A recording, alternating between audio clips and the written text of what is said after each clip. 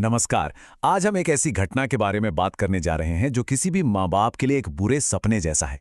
एक ऐसा हादसा जिसने न सिर्फ एक परिवार को तोड़ कर रख दिया, बल्कि हम सबके मन में अपने बच्चों की सुरक्षा को लेकर एक गहरा सवाल भी खड़ा कर दिया है। आइए जहानाबाद हॉस्टल हत्याकांड के सच को परत दर परत समझते हैं।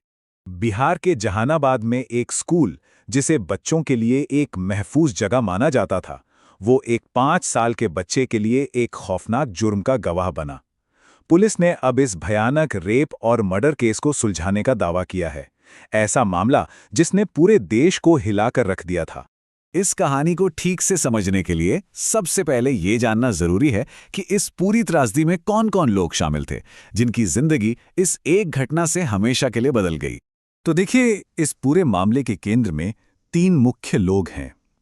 एक 5 साल का मासूम बच्चा, जिसका नाम हम जाहिर नहीं कर सकते। दूसरा है 46 साल का कैंटीन गार्ड मुकेश उर्फ सुदामा, जिस पर इस घिनौने अपराध का आरोप है। और तीसरा हॉस्टल का संचालक तरुण कुमार, जिसकी देखरेख में यह सब कुछ हुआ। पुलिस को मौकाए वारदात से एक धारदार ब्लेड मिला, और यही वो एक सबूत था जिसने पूरी जांच की दिशा ही बदल दी।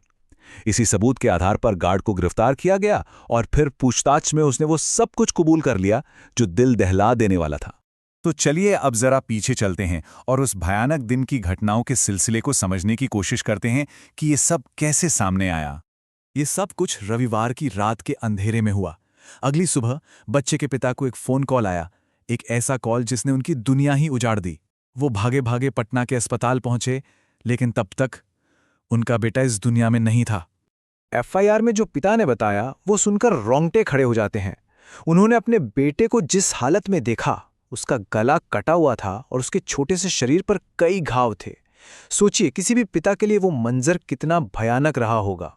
शुरुआत में तो पुलिस ने हॉस्टल के संचालक तरुण कुमार समेत कई और स्टाफ मेंबर्स को हिरासत में लिया, लेकिन जैसे जैसे पूछताछ आगे बढ़ी, ये साफ होने लगा कि असली अपराधी कोई और है जो अब तक सबकी नजरों से बचा हुआ था।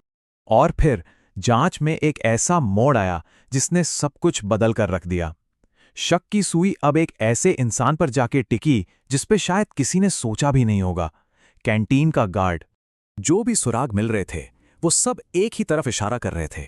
इसके बाद पुलिस ने कैंटीन गार्ड मुकेश को पूछताछ के लिए उठाया, और बस उसके कबूलनामे ने उस रात के भयानक सच को सबके सामने ला दिया। गार्ड ने जो कुछ कबूल किया वो सुनना भी मुश्किल है।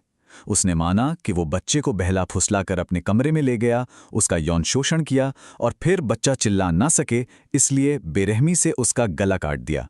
यही नहीं, इसके बाद उसने बच्चे के शव को हॉस्टल की सीढ़ियों पर फेंक दिया, जैसी कुछ हुआ ही ना हो। इस घिनौने जुर्म के लिए आरोपी पर सिर्फ हत्या और रेप ही नहीं, बल्कि पॉक्सो एक्ट के तहत भी मामला दर्ज किया गया है। ये एक बहुत ही सख्त कानून है जो खास तौर पर बच्चों को ऐसे यौन अपराधियों से बचाने के लिए बनाया गया है। लेकिन सबसे बड़ा और परेशान करने वाला सवाल अब भी वही है, आखिर कोई इंसान इतनी हैवानियत कैसे कर सकता है? पुलिस की जांच हमें इस अकल्पनीय हरकत के पीछे की कुछ वजहों तक ले जाती है। पुलिस के मुताबिक ये जुर्म दरअसल निराशा और बदले की भावना का एक जानलेवा कॉम्बिनेशन था। एक तरफ वो अपनी निजी जिंदगी में हताश था, उसकी पत्नी उसे छोड़कर जा चुकी थी और उसे लगता था कि हॉस्टल के बच्चे उसे चिढ़ाते हैं। वहीं दूसरी तरफ हॉस्टल के संचालक के साथ भी उसका झगड़ा चल रहा था और उसने हॉस्टल को बदनाम करने की धमकी भी दी थी। और एक बात जो इस पूरे मामले को और भी ज्यादा परेशान करती है वो है आरोपी की उम्र, 46 साल। एक ऐसा इंसान जिससे एक जिम्मेदार व्यवहार की उम्मीद की जाती है।